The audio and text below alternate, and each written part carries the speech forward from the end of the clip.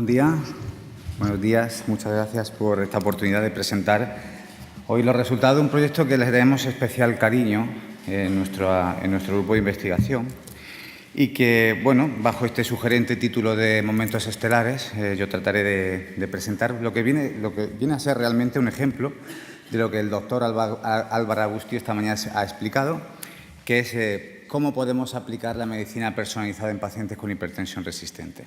Este es el modelo que vamos a presentar y no me quiero parar en algo que ya se ha comentado previamente, que es la definición de apnea del sueño y que, por suerte, tenemos un tratamiento. Lo que sí quiero destacar en el tratamiento de la apnea del sueño con CPAP es que es un tratamiento crónico que los pacientes tienen que utilizar cada día y que realmente para obtener un beneficio más allá, obviamente, de eliminar la sintomatología clínica relacionada con la somnolencia excesiva principalmente en estos pacientes, el beneficio que se obtiene con el tratamiento con CPAP se obtiene cuando el paciente utiliza 4 horas o más el dispositivo cada noche, al menos para su beneficio en el riesgo cardiovascular. Y es que realmente la apnea del sueño tiene una relación muy estrecha con la enfermedad cardiovascular. Las principales consecuencias de la apnea del sueño, que son la desaturación de oxígeno, arousals y cambios en la presión intratorácica, activan una serie de mecanismos intermedios fisiopatológicos que ligan íntimamente la apnea del sueño con distintas enfermedades cardiovasculares. Dentro de estas enfermedades cardiovasculares, si yo tuviera que identificar cuál es la patología cardiovascular donde existe un mayor grado de evidencia en su relación con la apnea del sueño y su respuesta al tratamiento con CPAP, diría que sin duda es la hipertensión. Y dentro de la hipertensión hay un grupo de pacientes, que son los pacientes hipertensos resistentes, que son aquellos con hipertensión refractaria que a pesar de recibir 3 o más fármacos para el control de su tensión arterial, no consigue controlarla, o pacientes que controlan su tensión arterial con más fármacos que este número. Este tipo de pacientes son pacientes comórbidos, con un número nada despreciable en nuestro país y a nivel europeo, y que tiende a aumentar por la obesidad y la edad, el crecimiento del envejecimiento de la población. Y lo que se planteó hace un tiempo es un estudio de intervención donde nosotros planteamos que si realmente existe esta vinculación, esta asociación entre apnea del sueño y enfermedad cardiovascular o hipertensión, ¿qué consecuencia tendría tratar esa apnea del sueño con tratamiento con CPAP? Para dar respuesta a este trabajo se presentó un estudio aleatorizado controlado que se publicó hace unos años en la revista JAMA, donde se evidenció que efectivamente el tratamiento durante 3 meses con CPAP en pacientes hipertensos resistentes disminuía de forma significativa la cifra de tensión arterial, tanto por una aproximación por intención de tratar con aquellos pacientes que utilizaban efectivamente el tratamiento de CPAP más de 4 horas, donde el efecto era más evidente. Por tanto, vemos una asociación, vemos realmente que la CPAP tiene un efecto evidente independientemente de su cumplimiento, incluso por intención de tratar, lo cual identifica una gran señal y un gran efecto de la CPAP en el control de la tensión arterial en pacientes hipertensos resistentes. Y cuando un investigador está delante de un estudio de este tipo, creo que es obligatorio que profundice en los resultados de los estudios que desarrolla. Y eso es lo que hicimos. Nosotros quisimos graficar, ver cómo cambiaba la tensión arterial en estos pacientes después de 3 meses de tratamiento. Y lo que hicimos es puntear toda esta gráfica. Cada punto es un paciente y aquí vemos el cambio de la presión arterial. De forma que si hacemos el cambio de la presión arterial inicial menos la final, todos los valores que están por debajo de 0 son pacientes que no solo no le ha cambiado la presión arterial, sino que incluso les ha subido. Recuerdo que son pacientes hipertensos resistentes. Ya son pacientes comórbidos donde incluso una intervención que aún aumente encima, además, su tensión arterial, obviamente es una intervención que habría que cuidar y, como esta mañana decía el doctor Álvaro Agustí, hay que controlar y hay que realmente aplicar una medicina de precisión en el paciente en el que seas capaz de demostrar un efecto beneficioso.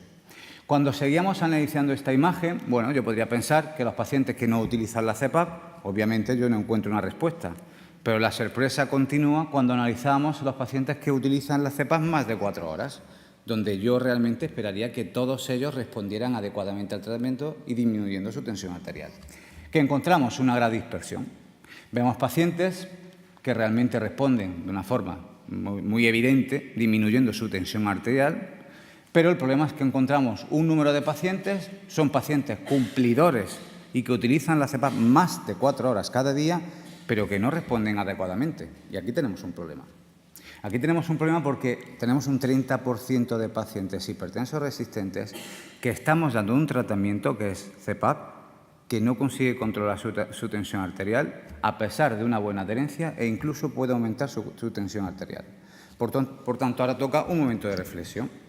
Estamos en una situación, paciente comórbido, donde muchos de ellos no tienen sintomatología. Obviamente, el tratar o no tratar a un paciente con sintomatología es evidente que hay que tratar para eliminar la somnolencia diurna excesiva, que está más que demostrado, pero si tenemos un paciente hipertenso resistente que no responde adecuadamente, no cambia su tensión arterial, ¿por qué tengo que tratarlo? Yo me planteo esta pregunta. ¿Todos los pacientes hipertensos resistentes tienen que ser tratados? Y cuando analizamos el entorno del tratamiento con CPAP, hay fármacos que tienen toxicidad, la CPAP también puede tener sus efectos, y tiene efectos adversos, y tiene distintos efectos adversos.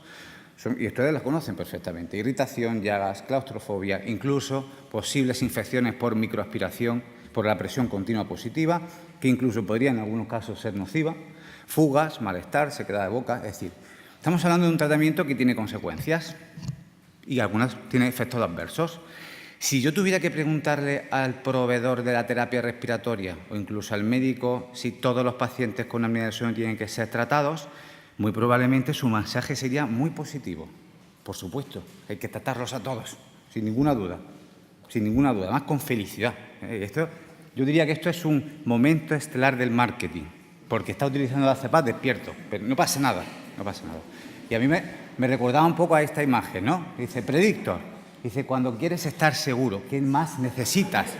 O sea, bueno, pero realmente cuando tú hablas con los médicos o con los proveedores de terapia respiratoria, bueno, la CPAP, ¿qué tal? Sí, por supuesto, hay que utilizarla. Es un paciente hipertenso resistente, tiene patología cardiovascular, hay que controlar. Vamos a parar un momento y a pensar que hay pacientes, 30% de ellos, que estamos haciendo un perjuicio en ese paciente tratándolo con CPAP. Y bajo esa situación también tenemos un tratamiento que cuando tratas de convencer al paciente, y hemos visto un estudio de primaria, hay que convencer al paciente de que tiene que utilizarlo, porque esta es la visión que tiene el proveedor de terapia respiratoria o el médico. La visión del paciente es esta. Esto es la CPAP para el paciente. Por tanto, hay que convencerle de que realmente a él, no a otro, le importa a él, como decía el doctor Alba Agustí, a él el tratamiento con CPAP va a mejorar su salud cardiovascular. Para convencerlos necesitamos de herramientas que puedan aplicar medicina personalizada, de precisión para ese paciente. Dentro de esta reflexión que comparto con ustedes, si Hipócrates viera, ya hablaba de medicina personalizada hace bastantes más años de lo que estábamos hablando incluso esta mañana, ¿no? Él dice, si tú no puedes hacer el bien, al menos no dejes al paciente peor de lo que está, al menos no le hagas daño. Entonces, si él mirara esta gráfica, él, ¿qué diría? Señores, ustedes tienen que evitar tratar a ese 30% de pacientes. Claro, el problema es que si yo miro esto, soy absolutamente incapaz de diferenciar clínicamente el paciente que responde del que no responde. Por tanto, tenemos que ir más allá de lo evidente. Y más allá de lo evidente es profundizar en las bases patológicas y en el análisis de biomarcadores que quedan más allá de simplemente las variables clínicas y antropométricas. Bajo este paraguas se identifica esta herramienta, la primera herramienta personalizada para el tratamiento de la hipertensión resistente en pacientes con apnea del sueño. Y PARCO-Score es el nombre que recibe esta herramienta y brevemente le indicaré que se basa en el análisis de biomarcadores conocidos como microRNA. Son pequeñas secuencias genéticas que se asocian con distintos procesos biológicos, algunos de ellos patológicos, algunos relacionados con enfermedad cardiovascular. Y cuando nosotros fuimos a Chicago y comparábamos pacientes respondedores y no respondedores y veíamos si realmente entre estos dos había algo diferente que a mí me permitiera separarlo y diferenciarlos, vimos que efectivamente por debajo de todas estas variables clínicas existen otras ocultas que pueden emerger y me pueden identificar de forma muy precisa a un paciente de otro. De forma que de una forma muy precisa, con una muy buena sensibilidad y especificidad, yo soy capaz de identificar un grupo de marcadores que me identifican perfectamente el paciente que responderá del que no responderá. Y esto es muy importante porque son herramientas predictivas. Yo tengo un paciente que viene a mi consulta con hipertensión resistente y que de hecho el 80% de ellos tiene apnea del sueño. Por tanto, el tratamiento con CPAP, más allá de tratar su apnea del sueño, puede tratar la hipertensión arterial. Pero tengo que demostrar que a ese paciente va a responder realmente para controlar su tensión arterial. Tan simple como una muestra de plasma, analizar estos microRNA, aplicar un algoritmo, la tecnología HiPARC-Score puede darte una respuesta sobre el cambio de tensión arterial que tenga ese paciente.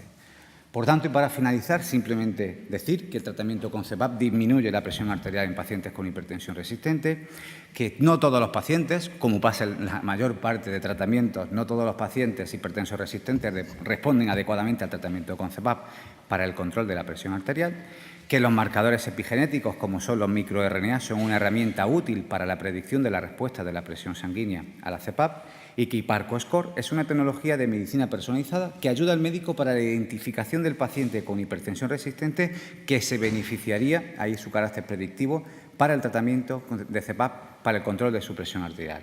Y finalmente agradecer al grupo de Translational Research in Respiratory Medicine del IRB Lleida, también la colaboración con la Universidad de Chicago, todo el Spanish Network que participó en este estudio aleatorizado de HiPARCO y esta tecnología, por supuesto, Kaiser Impulse ha sido galardonada esta tecnología por el prestigioso programa Kaiser Impulse para su desarrollo. Muchísimas gracias.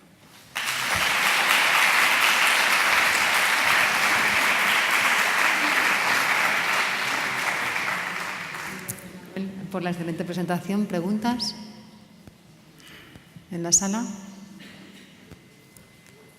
Bueno, yo, mientras que la gente se anima, voy a preguntarte algo sobre la diferencia entre estos dos grupos de respondedores y no respondedores.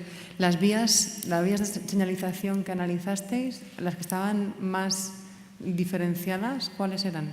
Las principales vías que analizamos eran, nosotros utilizamos un panel de microRNA relacionadas con enfermedades cardiovasculares previamente descritas. Algunas de estas vías eran con desarrollo cardíaco, otras vías eran insuficiencia cardíaca, eran distintas vías patológicas relacionadas con enfermedad cardiovascular. Y lo que realmente se vio es que esas vías funcionaban de forma diferente entre los que respondían y los que no respondían.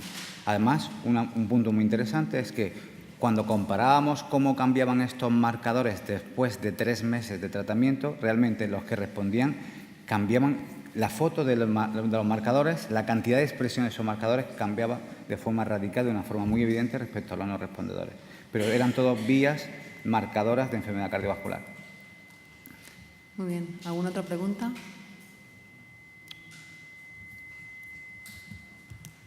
¿No? Pues muchas gracias, Manuel. Gracias. Muy interesante. Y pasamos a la segunda